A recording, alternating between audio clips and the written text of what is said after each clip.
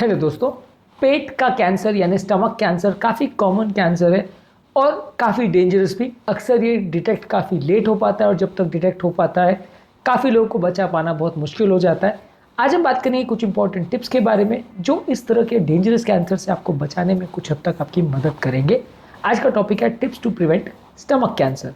Topic पर जाने से पहले जो लोग हमारे चैनल पर नए हैं उन्हें रिक्वेस्ट करूँगा कि चैनल को सब्सक्राइब करें, वीडियोस को लाइक करें, शेयर करें, फॉलो करें, कमेंट करें पूरा।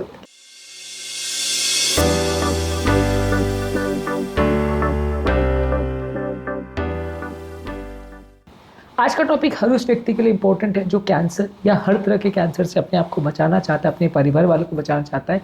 इसलिए एक ओवरऑल अंडरस्टैंडिंग ज़रूरी है ताकि आप खुद को सुरक्षित रख सके और लीथल कैंसर को जल्दी डिटेक्ट कर सके और होने से भी कुछ हद तक रोक सके। आज का टॉपिक बहुत ज़्यादा रेलेवेंट है, इसलिए हर पॉइंट को देखेगा।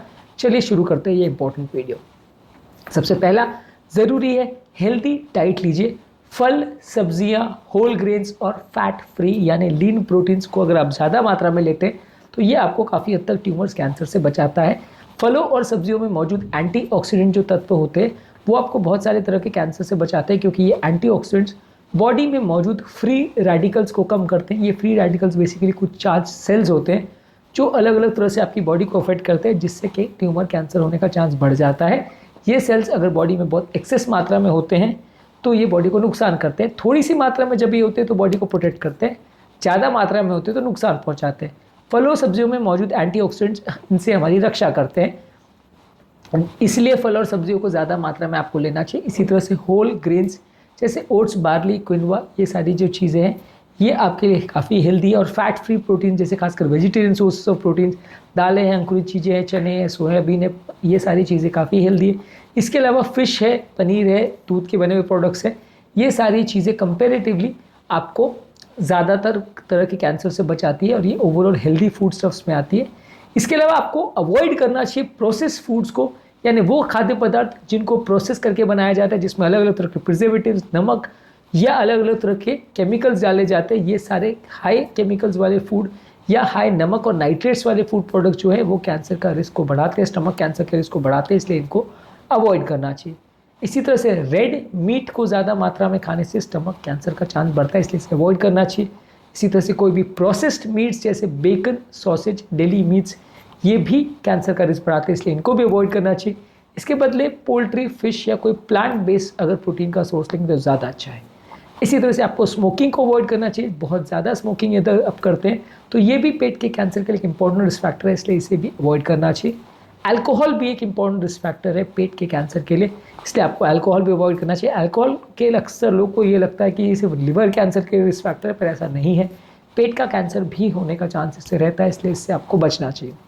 इसके अलावा हेल्दी बॉडी वेट मेंटेन करना चाहिए। यदि आपका वज़न ज़्यादा है तो इस तरह के लोगों को भी पेट का कैंसर होने का चांस ज़्यादा है, इसलिए पेट का वज़न थोड़ा कम रखें। इसके अलावा फूड सेफ्टी का प्रैक्टिस करें। अपने खाद्य पदार्थों को प्रॉपरली क्लीन करें। इसमें मौजूद जो केमिकल्स है वो अक्सर अलग अलग तरह के कैंसर करते हैं। बहुत सारे जो प्रोडक्ट्स हैं जो फार्म से या खेतों से आते हैं उसमें बहुत सारे तरह की कीटनाशक दवाइयाँ, इंसेक्टिसाइड और पेस्टिसाइड्स इनका छिड़काव होता है। ये सारे ही खाद्य पदार्थ आपके लिए हेल्दी नहीं होते। ज़्यादा मात्रा में इनको खाने से ट्यूमर कैंसर होने का चांस बढ़ जाता है। ये सारे ही खाद्य पदार्थों को प्रॉपरली क्लीन करना चाहिए, प्रॉपरली इनको साफ़ करना चाहिए, केमिकल्स को उनको अलग करना चाहिए। उसके बाद इनको प्रॉपरली पकाना चाहिए, इनको प्रॉपरली स्टोर करना चाहिए ताकि इसमें कीटाणु वगैरह ना पड़ जाए। ये सारी ही चीज़ें पेट के कैंसर से बचाने में आपकी मदद करती है। जितना ज़्यादा इस तरह के केमिकल्स का आपको एक्सपोजर होगा, जितने बार होगा, उतना आपको ट्यूमर कैंसर होने का रिस्क बढ़ेगा।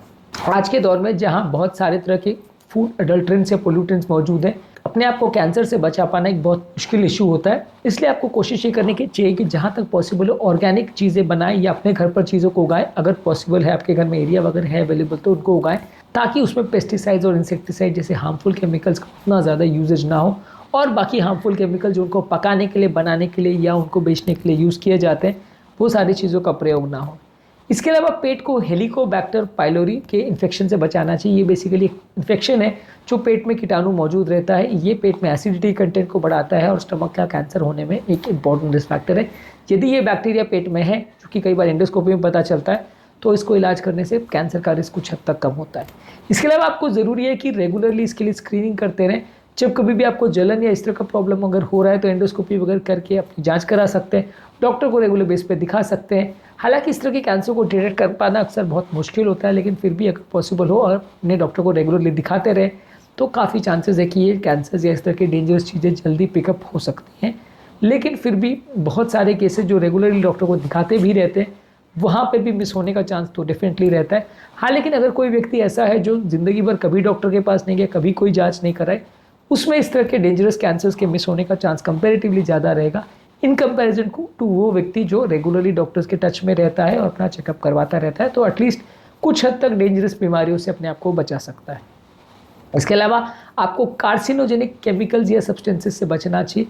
जो भी हार्मफुल केमिकल्स है, खासकर एस्बेस्टस है या बाकी केमिकल्स है जहाँ पे आप काम करते हैं, वैसी जगहों में अगर केमिकल्स का आपको एक्सपोजर हो रहा है तो इससे पेट के कैंसर होने का चांस बढ़ता है। खासकर वो खाद्य पदार्थ के साथ ही अगर ऐसी चीज़ें आपके मुंह में चली जाती है या नली को पार करके पेट में पहुंच जाती है तो कैंसर का रिस्क बढ़ जाता है। तो आपको इस तरह के कार्सिनोजेनिक केमिकल से खुद को बचाना है।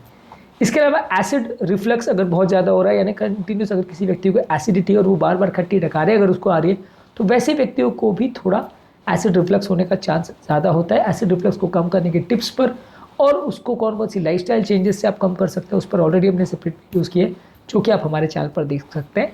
इसके अलावा खुद को एक्टिव रखने की ज़रूरत है। आप कोई भी काम में खुद को एंगेज रखिए। बैठे बैठे का जीवन जो लोग जीते हैं उनको कैंसर होने का चांस ज़्यादा होता है, इसलिए रेगुलर फिजिकल एक्टिविटी करने से आप खुद को कैंसर होने के चांस से कुछ हद तक बचा सकते हैं। और लास्ट इंपॉर्टेंट टिप ये कि यदि आपकी कोई फैमिली हिस्ट्री है जहाँ पे आपके परिवार में माता पिता भाई बहन में किसी को अगर कैंसर हुआ है, तो उनको अगर कैंसर हुआ है तो आपको भी ज़्यादा सजग रहने की ज़रूरत है, आपको भी रेगुलर चेकअप की ज़रूरत है। उनको कैंसर है तो आपको भी कंपैरेटिवली होने का चांस ज़्यादा है। ऐसे लोग को ज़्यादा सतर्कतापूर्वक अपनी जांच करानी चाहिए, रेगुलर हेल्थ चेकअप करना चाहिए। ज़रूरत पड़े तो कुछ टाइम में एंडोस्कोपी वगैरह करा के भी देख सकते हैं। लेकिन अगर आपको फैमिली हिस्ट्री कैंसर की या किसी भी और तरह के कैंसर की, तो आपको रेगुलरली टच में रहने की ज़रूरत है, खुद का चेकअप कराने की ज़रूरत है। जिनको भी फैमिली हिस्ट्री कंपैरेटिवली रेगुलर लोगों के कंपैरिजन में उनको ज़्यादा चांस रहता है। हालांकि कोई पहले से दवा चालू कर देने से या पहले से कोई टेस्ट करा देने से सारा बच जाएगा, वैसा कोई अवेलेबल नहीं है चीज़ें।